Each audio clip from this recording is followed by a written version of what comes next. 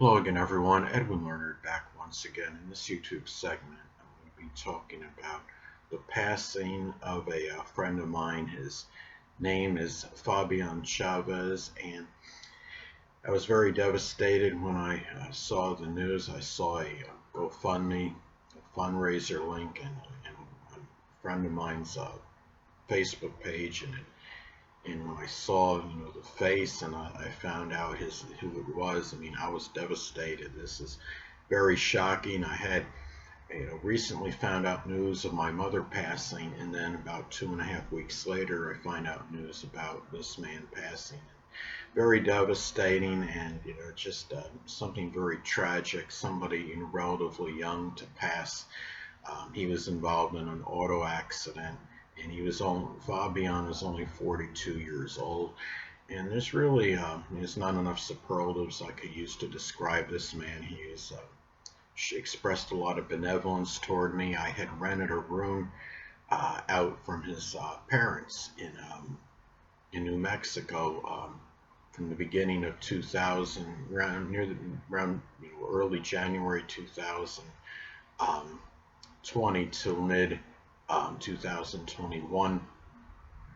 And we saw each other as brothers from different mothers, and it's just again, it was very saddening and disheartening to see something like this. And he the thing is, again, he was somebody that was very versatile. He was good at many things. He told me he was a wrestler. He had played football, and he was proficient in fighting. My understanding, he was a good fighter, and he wasn't one which would shy away from standing up for somebody if need be. He was a strong family defender. He was a person that spoke his mind. He wasn't one to mince words, and I could respect that. He might have been, very, outspoken personality, but at least, he was the kind of person I would say you knew where you stood with him. And he is somebody that was only like 5'4" in stature, but he stood taller than many other people I knew. He was somebody too, where, I mean, he helped me out, expressed a lot of benevolence toward me. He gave me rides to the store, at times when I may not have been able to get any from another person. And making this video because I want to pay tribute to him, and we're going to look at some other things. He also, I would say, he epitomized the statement that it's not about the size of the tiger in the fight, but the size of the fight in the tiger. And he was somebody that would stand up for others when other people may not have done so.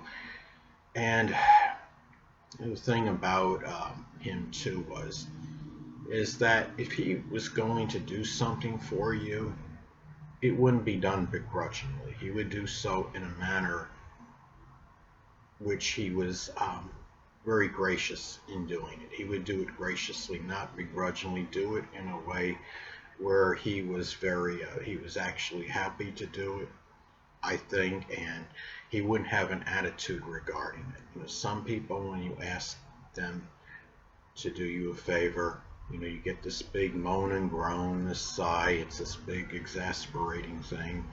But with him, he did it because he would do it because he'd like to help. And the thing is, he's also was a person that would express altruism and compassion, and he wasn't one where he would just ignore somebody in a time of need. He would often sacrifice his time to the benefit of others. He was somebody that I see him as someone that was a rescuer as well. He told me there was a story one time when he was driving and he saw somebody in trouble, and I think they might have had some health situation. I don't know if he performed CPR or what he did. He did something to help them out, I guess until paramedics arrived or what have you. And that was just the kind of person that moment, I would say, epitomized who he was as a person, that he was about sacrificing for others, and it's about giving your time to others that are in need. And he was somebody that would actually do that. And we had some jocular moments, and he was really a funny person, to be around. I remember one time he messed with me. I had a couple of those White Castle microwave hamburgers in the freezer, and I found out somebody had eaten them, and he jokingly rubbed it in my face later. He said he talked about those hamburgers, and he said they were pretty good. He said, and I thought, I guess actually got a kick out of it. I may have not smiled initially when he said it, but when I look back and reminisce, I thought it was funny, and he could actually, he's the kind of person, he could make the most despondent or serious person crack a smile and laugh. And not a lot of people have the ability to do that, but I believe he actually had that ability to do so. And he was just person that lived, during the time he was around, or lived a full life, and did many things. He worked as as I stated before, he was athletic. He told me he was a wrestler. He played football. I guess it was in high school.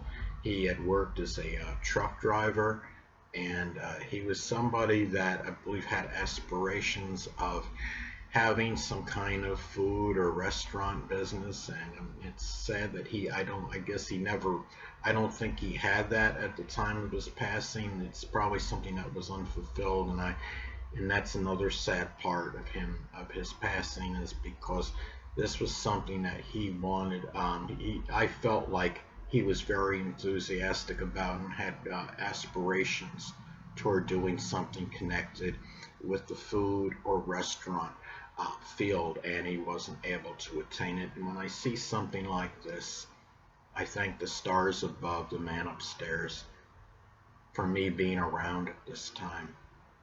I'll be 52 in July 1st, and I need to be very grateful I made it this far. There's reasons I thought that I could have died, well before this point in time, and that I've been blessed. If I could say I'm one of the more blessed men on this planet, that might be a little bit of an overstatement, but I feel like that in subtle ways. I may not have a significant other, I may not have an overabundance or surfeit of enjoyment in my life, but I do feel there is no doubt I am blessed in certain ways. And sometimes in life we're just oblivious to these things that we are blessed in having. But just because someone doesn't have $1 million or is affluent monetarily, you could still be affluent in the spirit. And I'd say Fabian was somebody that was affluent in spirit, and he had a very good heart. And it's a shame that what happened had to happen. And my understanding again is that he was involved in an auto crash, and he had succumbed to the injuries after being taken to the hospital. And 42 years old, basically midlife. That's it's just not something that it's hard to accept, understand something like that. And I couldn't believe it when I saw the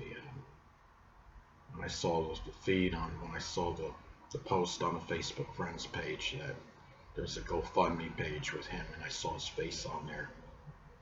And I think initially what it was, when I saw his face, I thought it was something that he had sponsored, that he had initiated a GoFundMe page. I didn't realize it was him that had died until after I had when I clicked on the link and I read the description thoroughly. And that's why in life it's always important capitalize on what you have to during the time you're around. You don't know when that last day is, people. So I encourage people, if there's somebody you love out there, tell them you love them. Don't wait till the last minute. Don't wait till what may potentially be the last minute, I should say.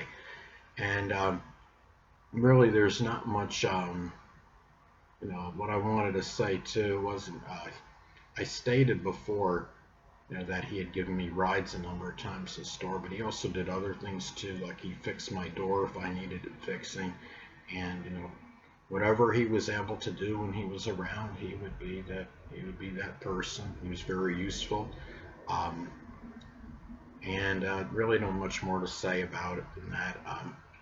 The only thing, at this point I'm going to add is I just say rest in peace, Fabian. You may be gone on our mundane plane, but you're surely not forgotten, and I do hope to see you again one day.